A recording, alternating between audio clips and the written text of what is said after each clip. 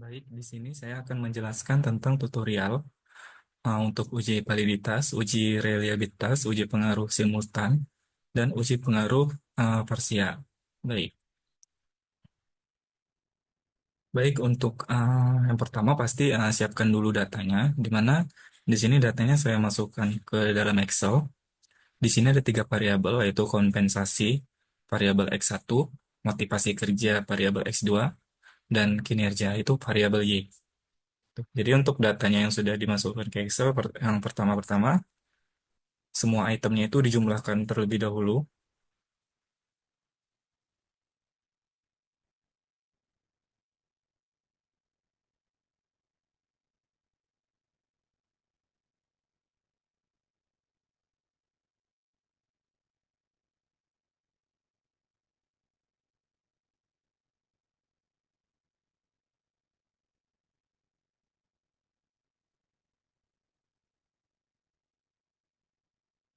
Setelah dijumlahkan X1-nya, selanjutnya dijumlahkan untuk X2.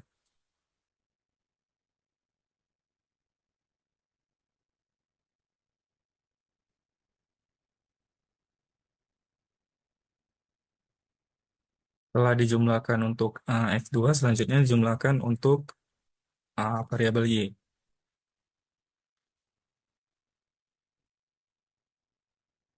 Nah, untuk datanya sendiri di sini sudah siap, di mana untuk keseluruhan datanya ini, baik item ataupun totalnya sendiri itu di copy paste, nanti di copy paste-nya ke aplikasi SPSS.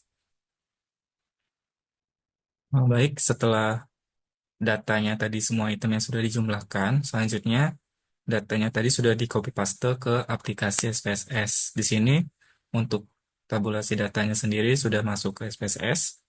Selanjutnya masuk ke variable view. Di variable view ini bisa disesuaikan untuk nama-nama variabel ataupun desimalnya sendiri, di mana di sini kita ubah jadi X11, X12, X13, X14, total X1, X21, X22, X23, X24, total X2. Saya masuk ke Y.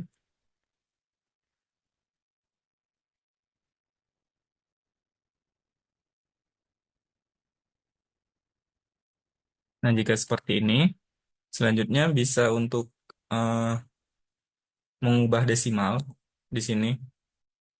Itu dibuat nol saja, karena datanya sendiri juga tidak ada angka desimalnya.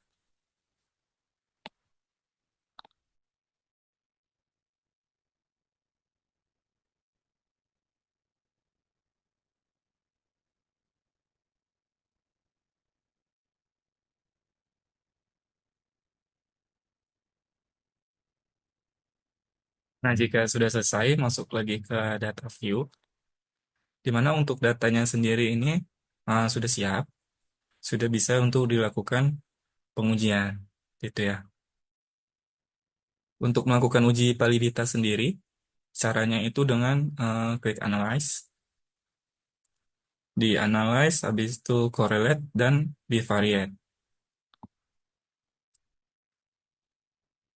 Lalu masukkan keseluruhan variabel X1, baik itu item dan totalnya, ke sebelah kanan.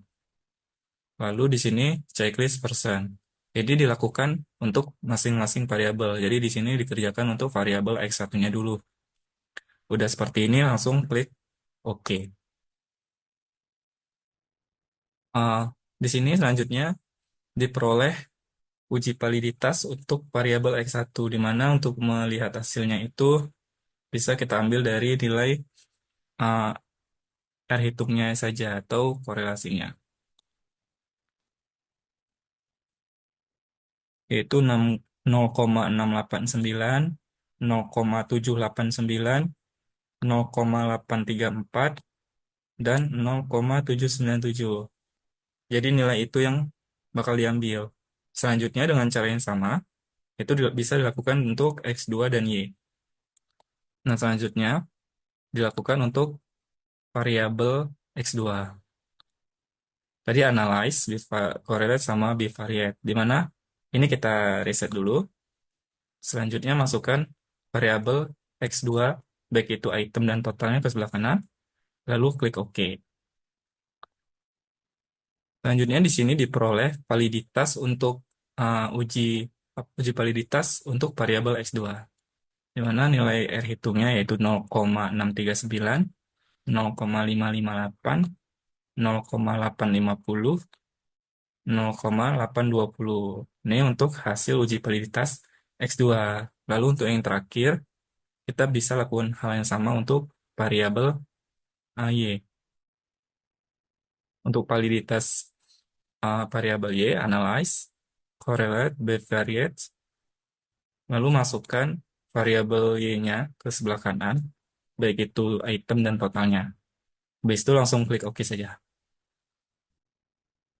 Baik, di sini sudah diperoleh untuk hasil uji validitas dari variabel Y, yaitu nilainya 0,814, 0,445, 0,486, 0,661, 0,717, dan 0,748.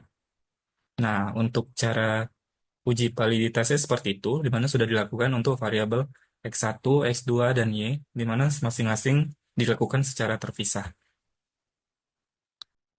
Baik, untuk selanjutnya di sini untuk penjelasan uji validitas sendiri, di mana ketentuan uji validitas itu jika nilai R hitung itu lebih besar daripada R tabel, itu disebut valid. Dan sebaliknya, jika R hitung itu lebih kecil daripada R tabel, maka dikatakan tidak valid. Untuk menghitung R tabel sendiri caranya seperti ini, di mana R tabel itu diperoleh 0,361. Nah, tadi kan sudah diperoleh untuk uji validitas X1 seperti yang di tabel ini, di mana di X11 itu kan nilai R hitungnya 0,689 dan R tabelnya itu 0,361. Artinya R hitung itu lebih besar daripada R tabel, sehingga keputusannya diambil valid.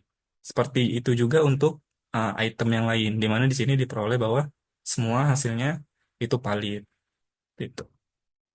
Selanjutnya untuk validitas X2, di mana untuk X21 tadi kan diperoleh nilai R hitungnya 0,639 dan untuk R tabel semuanya kan sama. R tabel diambil 0,361, di mana 0,639 itu lebih besar daripada 0,361 sehingga itu disebut valid. Seperti itu juga untuk cara yang lainnya, di mana diperoleh untuk X2 semuanya itu itemnya valid.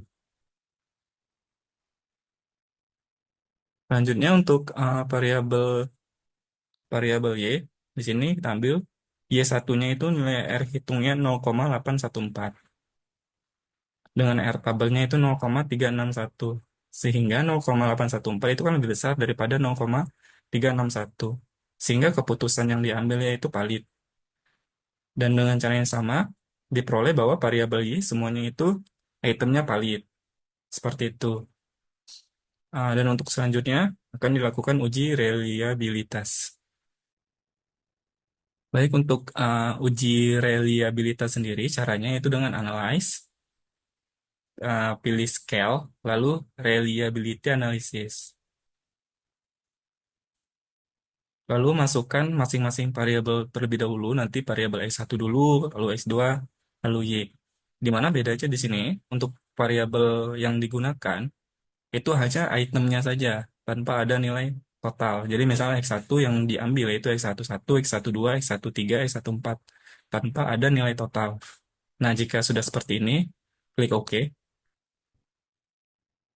Di sini diperoleh untuk uji reliabilitas untuk variabel X1 yaitu sebesar 0,768. Nilai ini yang dipakai untuk uji reliabilitas. Seperti itu. Jadi dengan cara yang sama bisa digunakan untuk variabel X2 sama variabel Y-nya.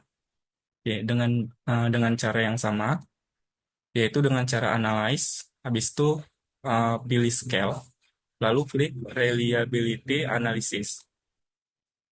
Untuk yang sebelumnya itu bisa di reset, di mana Selanjutnya itu masukkan semua item variabel X2 itu ke sebelah kanan tanpa ada nilai totalnya. Selanjutnya klik OK. Diperoleh untuk uji reliabilitas seperti di bawah ini, di mana nilai untuk reliabilitas variabel X2 diperoleh nilainya 0,686. Nilai ini yang akan digunakan untuk reliabilitas X2. Selanjutnya untuk yang terakhir itu bisa kita gunakan untuk variabel Y-nya. Caranya sama, itu kita pilih analyze, kita pilih scale, pilih reliability analysis. Lalu sebelumnya kita reset, masukkan seluruh item variabel Y itu ke sebelah kanan tanpa nilai totalnya, lalu klik OK. Di, di sini kita peroleh untuk reliabilitas untuk variabel Y, diperoleh reliabilitas variabel Y itu sebesar 0,695. Nilai ini yang akan kita gunakan untuk uji reliabilitas. Oke, untuk uji reliabilitas sendiri, untuk ketentuannya bisa dilihat seperti yang saya lingkari, di mana jika nilai Cronbach's alpha-nya lebih besar daripada 0,60, itu bisa dikatakan reliable. Sedangkan sebaliknya, dia tidak dikatakan reliable jika nilai Cronbach's alpha-nya itu lebih kecil daripada 0,60. Di sini, dari hasil reliabilitas yang sudah kita lakukan, kita peroleh bahwa reliabilitas untuk S1 itu sebesar 0,768. Sehingga 0,768 itu kan lebih besar daripada 0,60. Sehingga X1 itu disimpulkan reliable. Lalu diperoleh juga untuk X2, itu nilai Cronbach's alpha-nya sebesar 0,686. Di mana 0,686 itu kan lebih besar daripada 0,60. Sehingga X2 bisa disimpulkan itu reliable. Lalu untuk X3-nya sendiri juga untuk variabel Y itu diperoleh nilai Cronbach's alpha-nya sebesar 0,695. Di mana 0,695 itu lebih besar daripada 0,60. Sehingga variabel Y itu disimpulkan reliable. Nah, untuk uji reliabilitas seperti itu. Untuk melakukan uji pengaruh, sebelumnya untuk variabelnya kita sesuaikan dulu, di mana di sini untuk labelnya, saya masukkan X1-nya itu namanya kompensasi.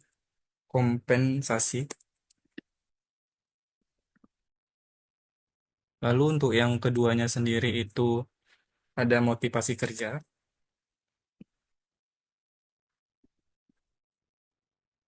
Dan untuk variabel Y-nya sendiri itu kinerja.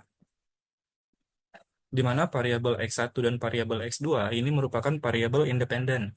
Sedangkan variabel Y itu merupakan variabel dependennya.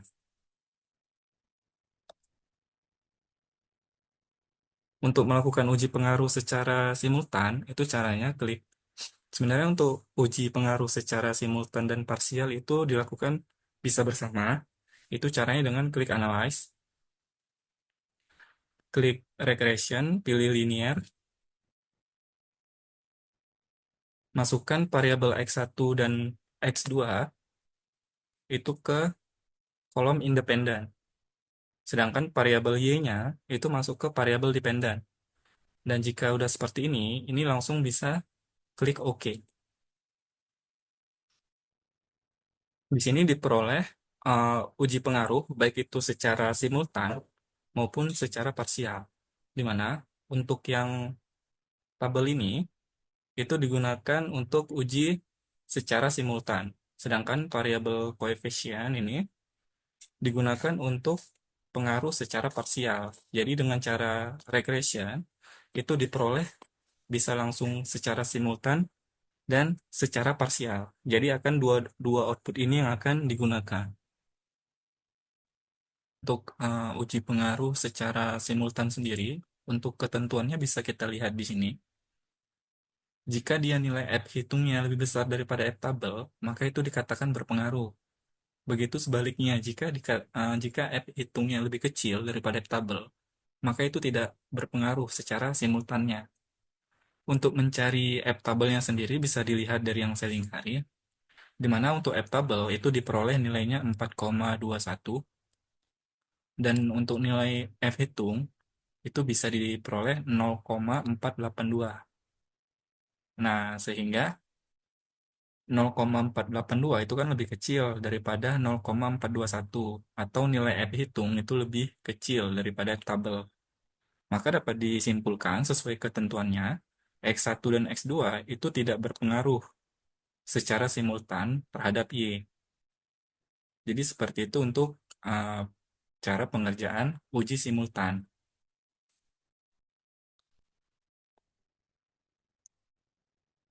Lalu untuk uji parsialnya sendiri, untuk ketentuannya dapat dilihat uh, seperti ini, di mana nilai T hitung itu lebih besar, harus lebih besar daripada T tabel.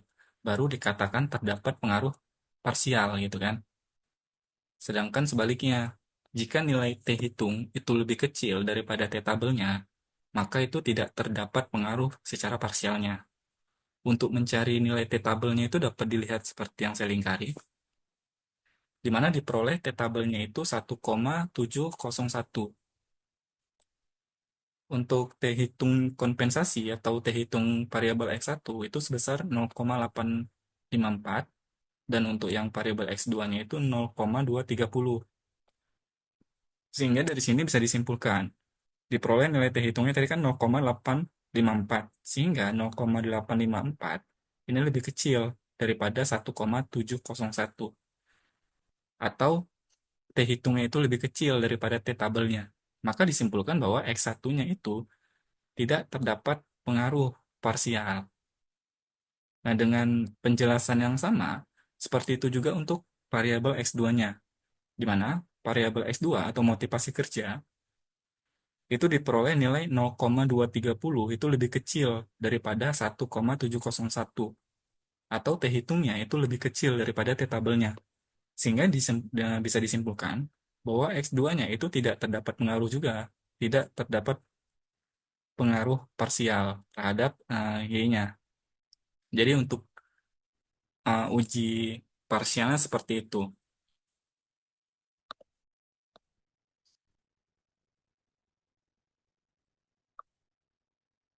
Baik, demikian untuk tutorial uji validitas, uji reliabilitas, uji pengaruh, baik itu secara simultan dan secara parsialnya.